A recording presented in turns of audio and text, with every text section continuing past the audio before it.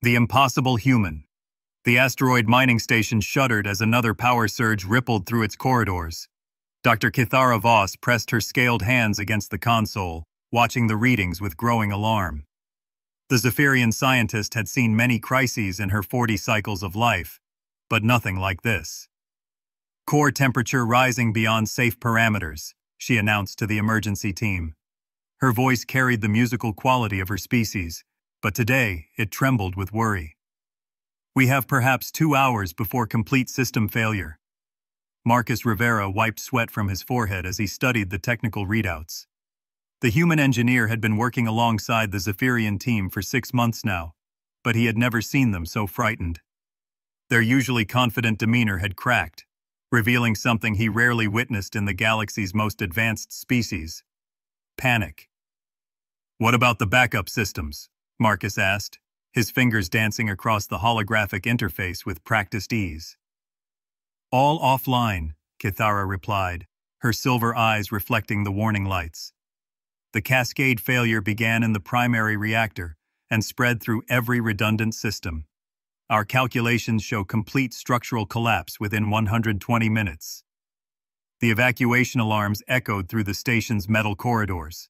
Hundreds of workers from dozens of species rushed toward the shuttle bays, their voices creating a symphony of fear in various alien languages. But Marcus knew what Kithara hadn't yet announced. The shuttles had been damaged in the initial explosion. They were trapped. "Dr. Voss," Marcus said quietly, "show me the reactor chamber schematics." Kithara's scaled brow furrowed as she pulled up the technical blueprints. The reactor sat at the station's heart, a massive fusion core that provided power to the entire mining operation. The chamber itself was a maze of pipes, conduits, and radiation shielding. "The manual override is located here," she pointed to a section deep within the reactor room. "But Marcus, the radiation levels are already beyond lethal limits. Our most advanced protection suits would fail within minutes." Marcus studied the layout carefully, his mind working through possibilities that the Zephyrian computers had already calculated as impossible.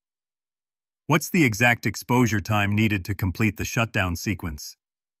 "Approximately 15 minutes of direct exposure," Kithara said, pulling up more data.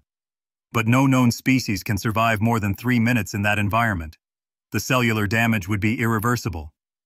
"No known species," Marcus repeated thoughtfully. "But what about humans?"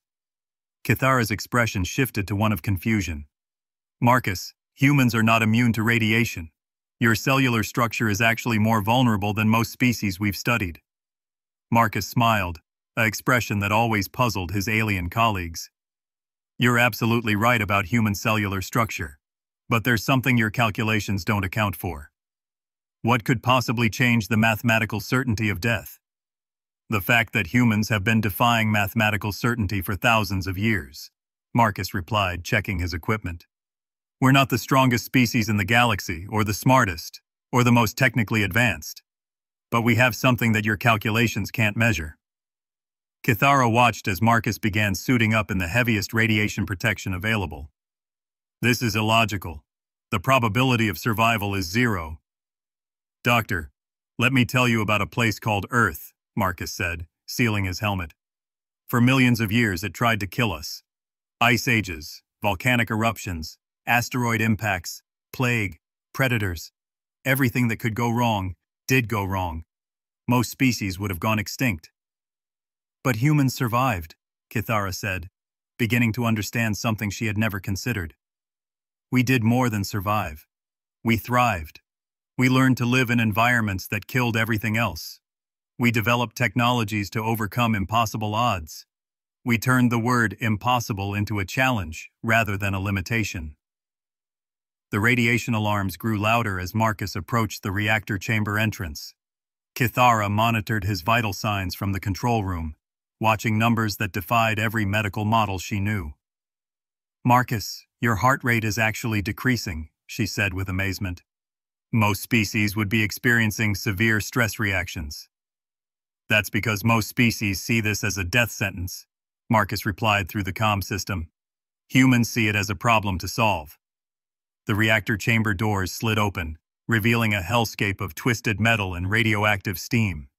Marcus stepped inside, his equipment already registering exposure levels that should have killed him instantly. "Beginning manual shutdown sequence," he announced, his voice steady despite the impossible circumstances. Kithara watched her instruments in disbelief. "Marcus, your cellular regeneration rate is increasing. This is scientifically impossible." "Earth taught us to adapt quickly," Marcus said, working methodically through the shutdown procedure. "When your environment is constantly trying to kill you, you either develop extraordinary resilience or you die. We chose resilience." Minutes passed that felt like hours. Marcus moved through the chamber with purpose, completing tasks that the Zephyrian computers had calculated as impossible. His suit's sensors showed radiation levels that should have liquefied his internal organs, yet he continued working. 10 minutes to complete the sequence," he reported. "How's the station?" "Stable, but Marcus, your exposure readings are beyond anything we've ever recorded. You should be dead." "The human body is remarkably good at emergency repairs," Marcus said, connecting the final override cable. "When we were still living in caves, we had to survive things that killed entire species. We got very good at not dying." The reactor's emergency shutdown engaged with a deep mechanical groan. Throughout the station, the radiation warning ceased and the lights stabilized. Marcus had done the impossible. He had manually shut down a fusion reactor while exposed to lethal radiation. "Shutdown complete," he announced, heading back to the control room. When Marcus emerged from the reactor chamber, Kithara was waiting with a full medical team. But instead of the dying human she expected to see, Marcus simply removed his helmet and smiled. "How?" was all she could manage to say. "Doctor, when the galaxy looks at humans, they see a young species from a backward planet," Marcus said. "But what they don't see is that we're survivors. We've been through extinction-level events that would have ended any other species. We've learned to do the impossible because impossible was our daily reality." Kithara ran her medical scanners over Marcus, finding cellular damage that was already healing at an unprecedented rate. "Your DNA shows modifications that I've never seen before." "Courtesy of 4 billion years of evolution on a planet that specialized in creative ways to kill its inhabitants," Marcus replied. "We're not just another species, Doctor. We're the species that learned to thrive in hell." As the news of the successful reactor shutdown spread through the station, Kithara realized something that would change how the galaxy viewed humanity forever. They weren't just another primitive species that had recently achieved spaceflight. They were something entirely new, a species that had turned survival into an art form. "Marcus," she said as he helped coordinate the station's full recovery, "I believe the galaxy has severely underestimated your species." Marcus smiled that uniquely human expression of quiet confidence. "That's okay, Doctor. We're used to being underestimated. It's actually one of our greatest advantages." The mining station resumed normal operations within hours, but the story of the impossible human spread throughout the galaxy. It became the first of many tales that would establish humanity's reputation as the species that simply refused to accept the word impossible. In the end, Kithara's scientific reports would conclude that humans possessed something that couldn't be measured in any laboratory: the stubborn refusal to give up, even when mathematics said they should. It was a trait that would serve them well in the vast, dangerous galaxy they were just beginning to explore.